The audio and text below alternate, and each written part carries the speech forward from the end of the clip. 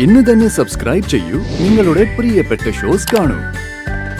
സ്വന്തം ചേച്ചിയെ കൊല്ലാൻ പണം കൊടുത്ത് ഏൽപ്പിച്ചിട്ട് അവള് സാംസ്കാരിക പ്രഭാഷണത്തിൽ നിൽക്കുന്നു. ഇനിയൊരു വാക്ക് നിന്റെ വായിന്ന് വീണു പോയാലോ എടുത്തിട്ട് ചവിട്ടി കൂടും ഞാൻ. മനസ്സിലാവടി? കൊണ്ടുപോയി സെല്ലിട്ട്.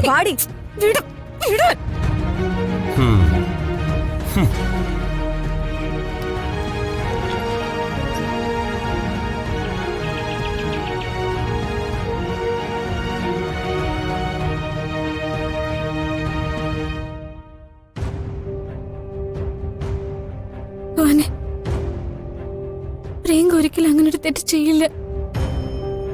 എന്നെ കൊല്ലണമെന്ന് അവൾ ഒരിക്കലും ചിന്തിക്കില്ല.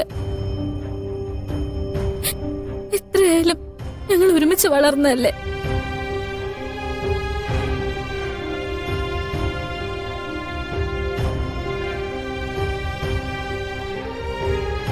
ചെറിയ ചെറിയ കുറുമ്പുകളൊക്കെ കാണിക്കുമെങ്കിലും ഇത്രയും വലിയ ക്രൂരത അവള് ചിന്തിക്ക പോലുമില്ല.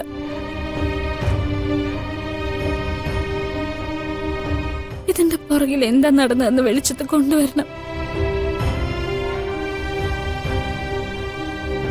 എത്രയും പെട്ടെന്ന് എന്റെ അനിയത്തെ അവര് വിടണേ. അച്ഛനും അമ്മയും വിഷമിക്കാൻ ഇടവരരുത്.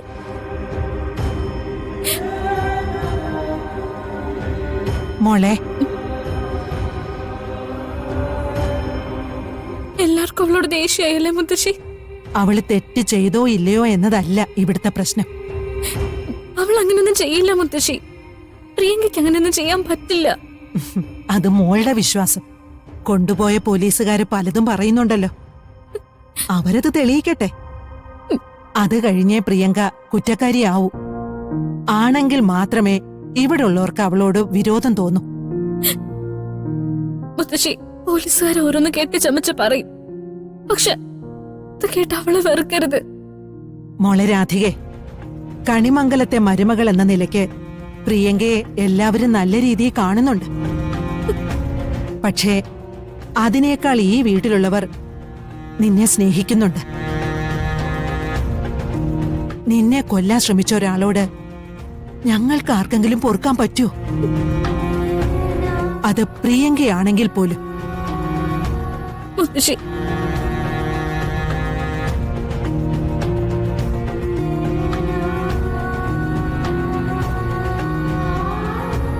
നിന്റെ ഇവിടുത്തെ സ്ഥാനം എന്താണെന്ന് പലർക്കും പല ധാരണയുണ്ട്. പക്ഷേ നിന്നെ മുത്തശ്ശിക്കിഷ്ടോ, ഒരുപാടിഷ്ടോ. മോള് ഭഗവാന്റെ മുമ്പിൽ പ്രാർത്ഥിച്ചോളൂ. ഭഗവാനെ നിനക്ക് വിശ്വാസമാണല്ലോ. ഇതിന്റെ നീതി എന്താണെന്ന് ഭഗവാൻ നിനക്ക് കാണിച്ചു തരട്ടെ.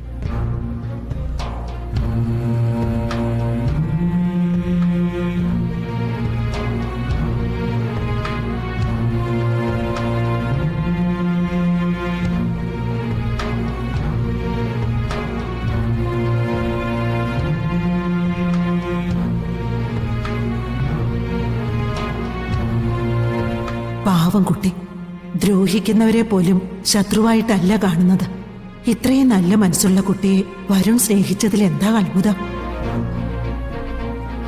ഒരുപക്ഷെ വരുണിൻ രാധികയെ ഒന്നിച്ചു ചേരാൻ വേണ്ടിയായിരിക്കും ഇപ്പൊ ഇത് സംഭവിച്ചത്.